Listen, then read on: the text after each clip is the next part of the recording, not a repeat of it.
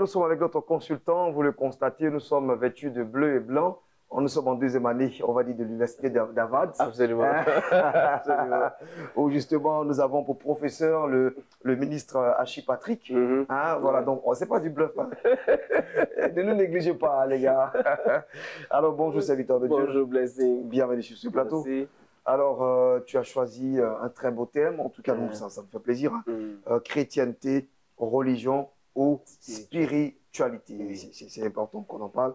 C'est important justement d'éclairer la lanterne de plusieurs personnes. Alors, qu'est-ce qu'on aimerait partager ici avec nos téléspectateurs? Oui, en fait, j'ai constaté qu'il y a beaucoup de perturbations, beaucoup de troubles dans le milieu chrétien. Parce que, à observer les pratiques religieuses, nous nous rendons compte qu'aujourd'hui, les chrétiens sont confus. Ils ne savent pas vraiment s'ils sont en train de servir Dieu ou sont en train d'adorer Dieu. Pourquoi? Parce que la religion, cette somme de... D'abord, la religion se définit pour moi comme la recherche de Dieu par l'homme.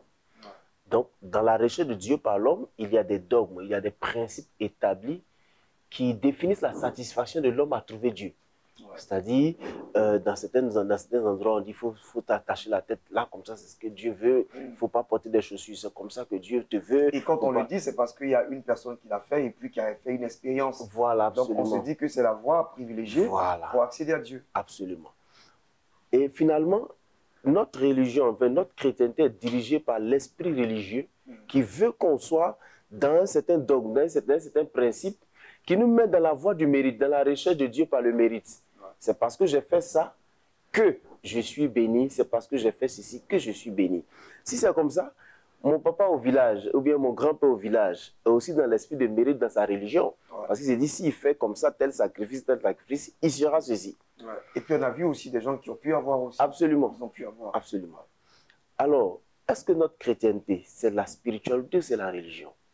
Malheureusement, aujourd'hui, on pense plus au volet religieux qu'au volet spirituel. C'est ce qui fait que, pour moi, les gens n'arrivent pas à découvrir la surnaturalité de Dieu et je veux dire, moi j'appelle ça la multiple manifestation de Dieu dans notre vie. Pour moi, la spiritualité, c'est la rencontre de Dieu, la révélation de Dieu à l'homme. Parce que l'homme ne peut pas trouver Dieu de lui-même. C'est Dieu qui se révèle à lui. Aujourd'hui, dans l'esprit religieux, un religieux, c'est comme un petit poisson dans un aquarium. Il ne tourne que dans l'atmosphère où on l'a circonscrit. Mais une personne spirituelle, c'est comme un poisson dans la mer, qui a des espaces, des sphères à découvrir. Dieu n'a pas une seule façon de se manifester.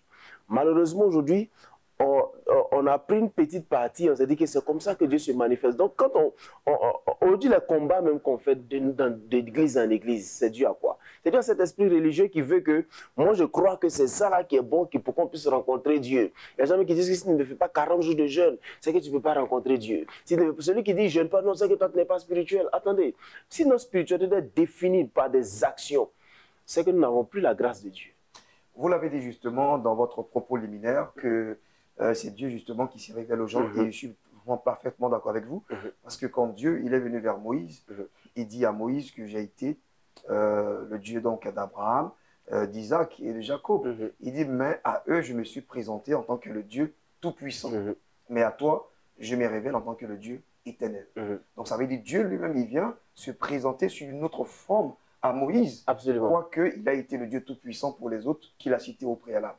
Donc justement, je joins justement, je vais dire, je m'accorde avec votre pensée quand vous dites que Dieu n'est pas forcément il n'est pas canonisé. Non, pas du tout. Peut-être que la Bible est canonisée, mais pas l'Esprit de Dieu. Non, l'Esprit de Dieu n'est pas canonisé. La Bible est faite pour nous orienter vers la spiritualité. Malheureusement, les gens ont pris le volet religieux. La spiritualité veut que Dieu se révèle à l'homme et le transporte dans son univers pour lui faire découvrir l'immensité de sa grandeur. C'est pourquoi souvent il dit aux gens, priez, faire des offrandes, chanter, adorer, ce sont des actions d'adoration. On n'a pas de mérite. Parce que qui mérite quoi? Si, avant que je ne naisse, Dieu avait tant aimé le monde qu'il avait donné son Fils unique afin que moi je sois sauvé. Et que le fait que j'accepte qu'il ait donné son Fils fait de moi un enfant de Dieu, qu'est-ce que je peux bien faire qui pourrait plaire à Dieu? Quel effort pourrais-je faire pour que Dieu me récompense de quoi que ce soit? Ou quelle récompense même je mérite? Souvent, quand on ne comprend pas la spiritualité de ce que nous sommes en train de faire, on ne bénéficie pas de la plénitude de la grâce que Dieu veut nous donner. Vous avez tout à l'heure expliqué, bien expliqué d'ailleurs aussi la religion. Moi, je veux que vous nous parliez de la spiritualité. Comment est-ce qu'on conçoit la spiritualité? Comment est-ce qu'on la vit? Je crois que c'est là-bas que vous êtes en train de partir. Oui, en fait, c'est ce que j'étais en train d'expliquer. Moi, il a dit au préalable que la spiritualité, pour moi, c'est comme un poisson dans la mer qui a beaucoup de sphères, mais c'est la rencontre, oui, c'est la découverte. C'est-à-dire que je veux dire, c'est la révélation de Dieu à l'homme. Et ce Dieu-là qui le transporte dans lui, son atmosphère, dans son environnement, pour l'emmener à découvrir l'immensité de sa grandeur et de sa plénitude. L'homme ne peut pas chercher Dieu et le trouver. C'est Dieu qui se révèle à l'homme et qui se laisse transporter dans la présence de Dieu pour découvrir Dieu, mais sous plusieurs facettes. Souvent, je dis à quelqu'un, pourquoi un Dieu si bon, un Dieu si pur, dirait à son serviteur, va prendre une prostituée, fais un enfant parce que je veux parler à mon peuple. Il n'avait pas une autre voie pour le faire, s'il en avait. Pourquoi ce Dieu-là peut conduire Élie à tuer 400 prophètes de Baal et lui dit, va au torrent de Kérit, va chez la Sunamite, enfin passe la veuve, et puis va faire. Pourquoi Dieu? Mais les gens n'ouvrent pas les yeux, je veux dire, excusez-moi de dire ça comme ça, mais on n'ouvre pas suffisamment les yeux pour voir que Dieu, à travers les temps, a travaillé d'une façon différente. Et Dieu n'est pas une question, Dieu n'est pas une sorte de... si tu ne fais pas comme ça, c'est que ce n'est pas Dieu. Aujourd'hui, on n'arrive pas à bénéficier de la grâce de Dieu parce qu'on a, comme tu l'as dit, on a canonisé Dieu. C'est comme ça qu'il agit.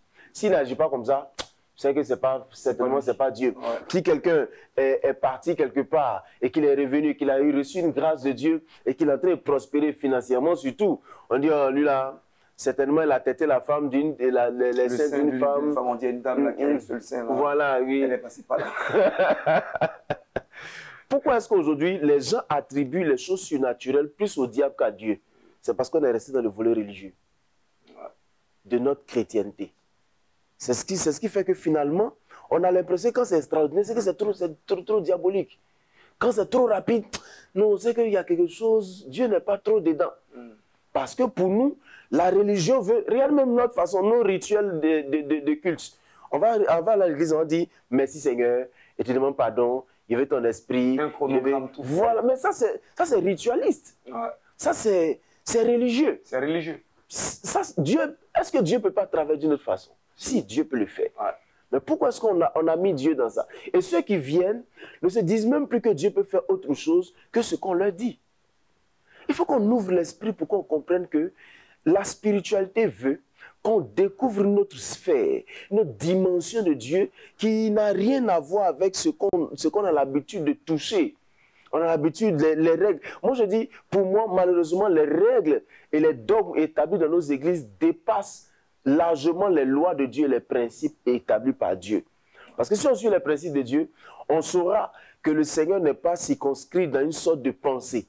Le Seigneur peut travailler d'une façon surnaturelle. Moi, j'aime bien. On était avec un pasteur, et on finit avec ça. Oui, anglophone, qui disait « You have to know the supernatural ways of God ». Tu vois, nous devons connaître les voies surnaturelles de Dieu.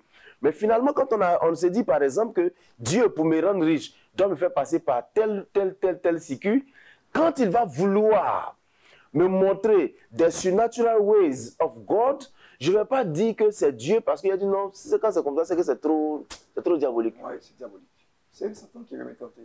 Alors j'ai envie de dire à nos frères, laissons Dieu se révéler à nous et acceptons de découvrir une autre dimension de Dieu qui n'a rien à voir avec notre religion, qui nous limite.